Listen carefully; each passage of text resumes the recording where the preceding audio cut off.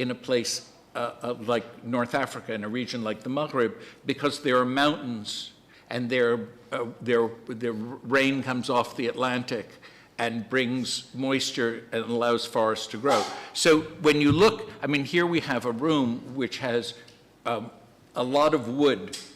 We don't have metal desks, we have wood, you know, and wood is, it's these doors, these heavy doors made of wood, and in the next room, in the big salon, that there's that whole wooden ceiling. It's showing off the presence of a relatively precious material that in other places you wouldn't find that. Okay, so moving on.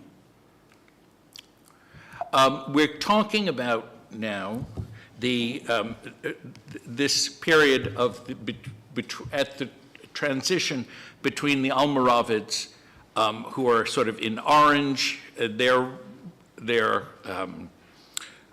realm, who ruled much of the sort of western part of northwest part of Africa and about half of the Iberian Peninsula, and then in the 1140s. They were succeeded by the Almohads, who ruled all of the Maghreb and then less areas of Spain. Why were they ruling less areas in the Iberian Peninsula? What happened on the Iberian Peninsula? Why is the red area less than the orange area? Or less than the yellow area? What happened? What happened up here? What happened here? Why is this line goes down? What's going on at that point? Resistance. Excuse me? Resistance?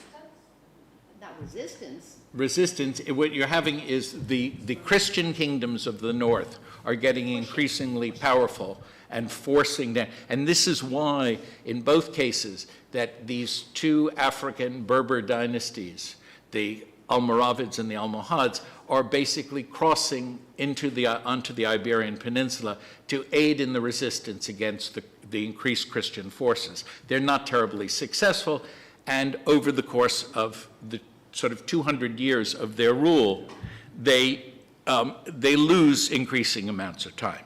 But that's after our story. The piece we're going to be looking at comes, as you know, I showed you yesterday, from the Kutubiyya Mosque. Here. From the Kutubiyya Mosque in Marrakesh. And here it comes from the area around the mihrab. You see here the Maqsura, that walled enclosure. This is the modern replacement of the original that went up and down, as I showed you. Yeah. And the area around the mihrab presently, and you can see here, oops, the mihrab and now you can see those marble columns that are placed there because they're precious, and the and colorful, and then the replacement minbar. The original minbar was first noticed in the 1930s by two French scholars who were working in Morocco, and they jointly wrote an article or a series of articles on sanctuaries and fortresses of Morocco. And they published this photograph of the pulpit from the Kutubiyya Mosque. And just, their names were Henri Basset and Henri Terrasse. And they took a photograph and described this as an extraordinary piece of woodwork. It was occasionally published after that. I think there was a large German publication of sort of Islamic art where there was another bad photograph of it. But it really came to attention in 1992, or just before 1992, when I guess it must have been about 1990, when the Metropolitan Museum of Art in New York was preparing a major exhibition for 1992, celebrating the 400th anniversary of something that happened. What was that? Why 1992? What was 400 years before 1992? 1492. I think the recognition of the independence of the United States by Morocco. No. 1492? 1492. In, Yeah. yeah, the collapse of the Nasrid dynasty and the expulsion of the Muslims and the Jews from, and many of them came to Morocco, of course. So It's a strange thing to celebrate from right, your perspective. right. But it was, and they published this catalog called Al-Andalus, and in it, they actually asked me if there was anything important from Al-Andalus that was in Morocco that they should include in the exhibition. And I said, well, there's this minbar in Marrakesh. And they said, what minbar? And I mean, this shows how much people knew. They just didn't know about it. And so I said, well, there's this wonderful minbar. And so anyway, they got very excited. But they discovered, as you can see, that the minbar was in terrible condition, that it was, that the joints were very weak, and that it hadn't been properly restored and taken care of. And so they put together a project with the government of Morocco and with funding from the museum and from a woman who loved Morocco and had a house in Marrakesh, and, you know, a very rich American woman. And so she funded this project, which allowed conservators to spend months working, taking the minbar apart and then putting it back together and restoring it. So this is what it looked like before, and this is what it looked like after. So what's the first thing that you see in comparing the two photographs? The color. It's much more colorful. And so and the other thing is, you can see at the bottom that they've put it on a solid metal frame. The old one, you can sometimes see that it had like little wheels on the bottom. Why did it have wheels? To move it in and out. And this is, as I said the other day, this is a peculiarity of minbars in the Maghreb. And I don't know in current day mosques, a disagreement about whether it should be a permanent feature in the mosque or whether it's only to be brought out at the time of the khutbah. And so in the West, it has always been movable, but everywhere else it stays in place. Anyone have any idea how big it is? Can you judge? What's missing from this picture? A person. So you would be able to tell. Or a scale. A scale. But how big it is? Well, it's 3.86 meters high. How many people high? Two and a half, or two and a child, right. And about the same, a little less from right to left. So it's huge. It's huge. And it's almost a meter, 90 centimeters wide.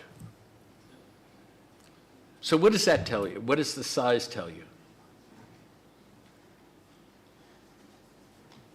It's made up for elite, like ulama and Privileged people, yes, yes. Expensive. It's expensive, it's big, it's a lot of wood, it's a lot of work. Okay, so it turned, yeah? It's important. It's important. Now, when they did the analysis, you know, they sort of took it apart and they saw how it was constructed. And you see there's a framework that it's built with, and a wooden framework, and then the decoration is applied to the surface of the framework. Is that clear? Oh, okay, so this is an expanded picture of this. So here is the stairway going up. There's the steps. Can you see the steps? Can you all see the steps? And then here's one of those arches at the bottom. Here's the seat and the back of the backrest. And then these are each side. And so this, in the drawing, they flattened out one side and lay it down on the ground. So you can see that it's made up of these beams that go across, okay, that hold the pieces together. Now, when they did this inside, they found that there were these dowels,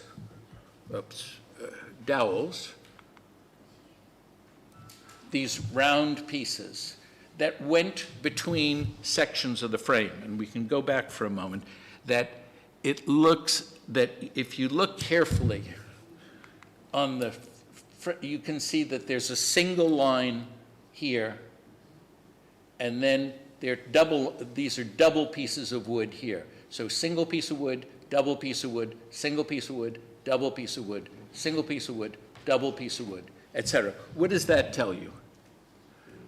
Single and double. And then this piece, this dowel, goes through one of the doubles, holding the two double pieces together. What you're seeing is it was made up of separate panels that were held together by these dowels, these round pieces of wood that went through to keep these separate pieces together. So there was a panel of 2 steps, 2 panels wide and 2 panels wide, and they're held together. So the whole thing can be taken apart. But more importantly, the whole what's the opposite of taken apart? Assembled. Okay. And so it's made in pieces on this wooden framework. And the whole idea was that this wooden framework then had this decoration, this incredible decoration, applied to it. Why would you do that? Why not just make the whole thing all in one piece and just be done with it? Why do you make something and disassemble it, or assemble it, disassemble it? Why do you need to do that? It's not for storage every day. Yeah? Maybe you can disassemble it in order to, for example, you want to make or create another piece or new piece with a new decoration and remove the old one and insert... You could. That, I mean, it's possible. Yeah. But a simpler, I mean, you know, why would you...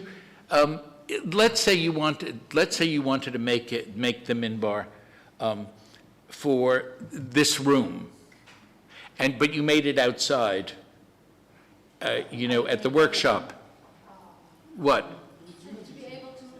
To be able to move it, Sorry? or from one place to another. Now, it could be from one room to another for installation, but it could also be that it was made in one place and meant for another place. Okay, so now we'll look That's why you have to begin with the... structure. So when you understand that it's made in pieces, you say, what does that tell us? And why? And we should have that in the back of our minds.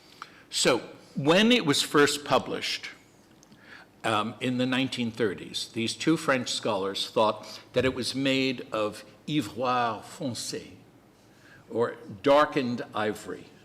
They didn't explain how you darkened ivory, but ivory is, you know, elephant tusk and very, very hard and beautiful and takes a wonderful polish. So they saw how gorgeous this carving was. But the conservation team at the Metropolitan Museum found that it was actually carved from 4 different kinds of wood. One of them is African blackwood, which comes from sub-Saharan Africa. It's a relative of rosewood. Okay. The star panels and you can see there are 4 different kinds of panels. There are stars, and then there was a star here, and these stars, the stars alternate slightly larger and slightly narrower, which is a very important point. And then there are these elongated hexagons that have projections, triangular projections on the side. And then there are these things, I don't know what you call them, but I call them spaceships that look like airplanes or something like that, flying in. But I'm sure that you know, that someone has a name. Anyway, the star panels, both the large ones and the stars, were carved from the African blackwood that was imported from far away. The Y-shaped panels, or the airplanes, were panels of jujube, and the hexagons were of boxwood, which is a Mediterranean wood. And there was also small amounts of another kind of wood called African paduk, so which again was imported wood. And all of these woods were very different in color. Now today they all look like different shades of brown. You can see that the stars are darker than the other panels, and these were the lightest, and these were. Why were they chosen? And you have to imagine that over centuries, the age has changed the color and made it all look very brown. But originally, this would have been as different, the colors would have been as different as the columns and the panels on the desks in front of you. So why? Why would they have done this? Yeah. I think it's giving more decoration to the Exactly, and color. I mean, it's sort of taking. You know, we think brown. instead of painting the wood. You're painting with the wood, in effect. Very. Yeah. And what about these woods? I mean, all of these woods are very hard and fine grained. That is, they're very dense woods, so you can carve them. But the hardest wood and the most delicate, I guess, the most delicate carving is found on the star panels, on the blackwood panels. So this starts telling you that there's a certain hierarchy, that the most complex carving is on the blackwood panels, the stars, and the other ones are slightly, but they're all really good, but but it shows you that what could it show you? Who's working on which panels, maybe? I mean. The master is working on the hardest part. Exactly, and then the students might be working on it. Okay. So, you know, it starts opening up all sorts of ideas. Here, okay, another detail, and you start going in.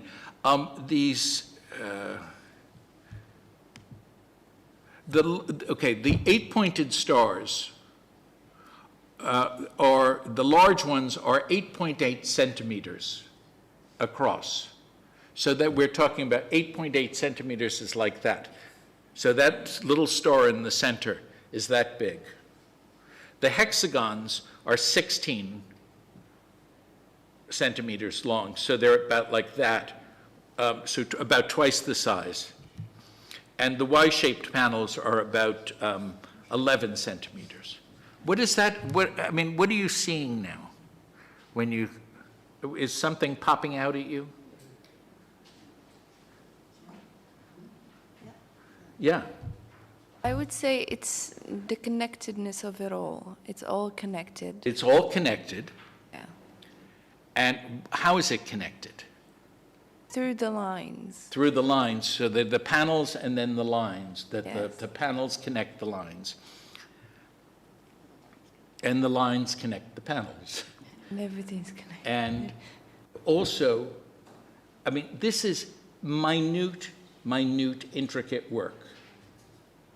That this is a piece that's 2.5 times the height of a person, and yet the detail is as tiny as you can imagine, and we'll even see more. We'll see another detail. Okay, here is one star of this. So one star, 8 centimeters across. Oh no, this is the 7 centimeter. This is the smaller one. And so what do you see in the star? Another star made of what? What is it? different color, which means, what is it? Did someone paint it? No, it's another type of wood, and it's inset into, or inlaid into that, and then into that star is what? It's not just a star, it's got more inlay into the inlay. So, you know, it is as complicated as you can imagine. How many people have seen it? We have some Marrakeshis here. No? Have you seen it? But did you notice all these? These intricacies. Yeah. It's definitely worth, you know, if you... Vol de Vol de voyage, absolutely. Now, so this is a star. So some of these panels have particularly fine decoration, you know, special designs. This one, this star, what does it show? Can you see? How's the decoration arranged in that star at the bottom? It seems like a backseat. It seems like a... Backseat of the minbar. The back seat of the minbar. Yeah, well, what you're seeing is actually there are two. I wish we could. Maybe could we turn off the lights? That, you know, the ceiling lights that might.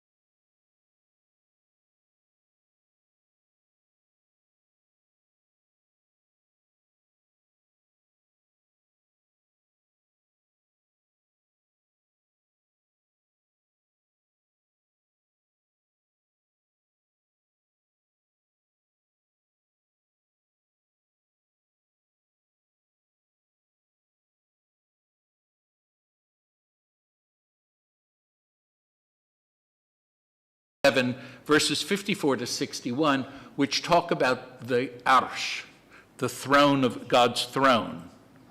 Arsh, right. And on the left flank, we have the famous throne verse from the second surah, which talks about the Kursi.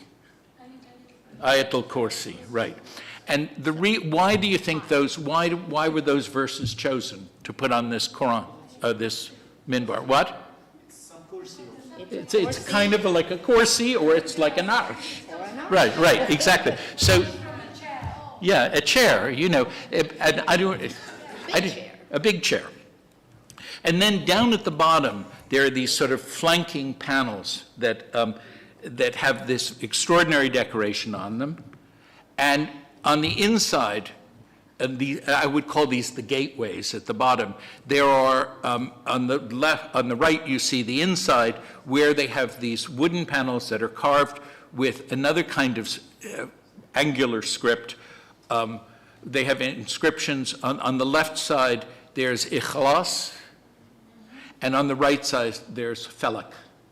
Okay. So why would you choose for the lower part? Why would you choose those verses, as opposed to the long ones about Kursi and Arsh? Why would you choose those? Sorry? Yeah? Yes. Al-Falaq, Al-Ikhlas, Ayat Kursi, these are, the two are surahs, and the other one is a verse from Surah Al-Baqarah. They are for protection. But why would you choose for these lower verses? Why would you choose these Ikhlas and Falak? How long are they? They are very short. They're very short, and they fit the space, and they're very common, and everybody knows them.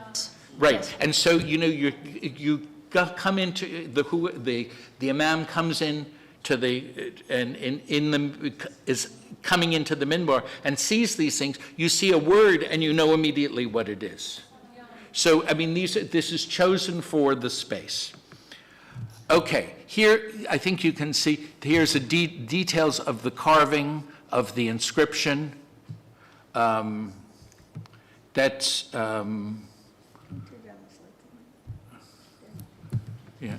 Turned out, it's just, you can't really see it on, it's these ones. Yeah.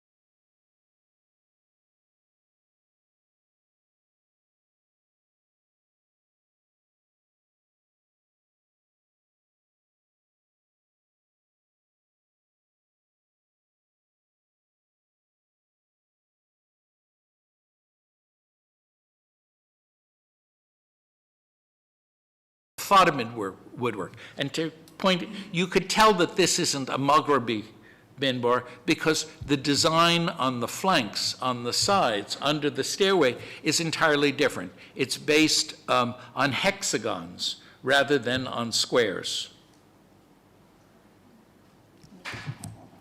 And it doesn't have all that inlay on it. It's just carved wood. And perhaps the most famous is the one that was made for the Aqsa Mosque, which was ordered by Nuruddin before he conquered Jerusalem back from the Crusaders. And once he did, it was moved into place in the Aqsa Mosque. And it has a very complex kind of geometry on the side with inlay and with a very exquisite carving, but it's based on an entirely different kind of geometry than was popular in the Maghreb. It was destroyed in the 1960s by an Australian arsonist who was, I don't know, he believed he was Jesus Christ or something like that. And then it has recently been remade following the original drawings, and there's a book and there's a video about it and the stuff. And unfortunately, the remake is absolutely awful. I mean, it's technically exquisite, but it's awful because it's made with like laser cutting, so everything is exact. And there is absolutely no human life skill in it. And you see in the Qutbiyya minbar, you see how all these individual craftsmen left their marks, their individual marks in these panels. And it's exquisite, but it's not perfect. And so, anyway, a local preacher, Ibn Marzouk, from the Maghreb, was describing the Qutbiyya minbar, and he said, and this is very, very, very rare for anyone to talk about a work of Islamic or art. But Ibn Marzouk said, as for the minbar, all craftsmen at that time declare that nowhere in the world was the equivalent ever made. They agree that the minbar of Cordova and the minbar of the Qutbiyya in Marrakesh are the most remarkable in craftsmanship, because it is not customary for Easterners, that is, anybody else in the Muslim world, to have fine woodwork in their buildings. So much for the rest of the world. Anyway, so to conclude, the Qutbiyya minbar is related. We've put it in this context, but it can also be related, and had we days more to continue on more topics, as I had hoped, we could talk about how it's related to the appearance at almost the same time of tile work. And I think that we forget, we think in these narrow categories, but of the zalij, oh yes, we have to put up there. And that these two are happening almost at the same time. And although one is wood and one is ceramic, that they're showing a similar taste for making designs out of little pieces of things and putting them together. So that talks about a certain kind of aesthetic of the period. We've also related it to the development of techniques in the Muslim world, and how they change, change over time or don't change. And so here we had thought that there was a change, and now we have evidence that it didn't change. You can see how, as I've shown you before. But the one thing that I think I should leave you with, and we haven't really talked about, is that this is the Qutbiyya minbar. This was a work of great importance. It's big. And when you think about it and you compare it to the ivory box, those are in the same scale. So it gives you some, the ivory box is one of the prized possessions of the Louvre Museum. So you should be very happy that in Marrakesh, in the Badia Palace Museum, you should all go see it. You should all go see it, that this is one of the really, really, really great works of Islamic art. So we got lots of questions, I'm sure. So All right. Oh, Yes. we should just. Yeah.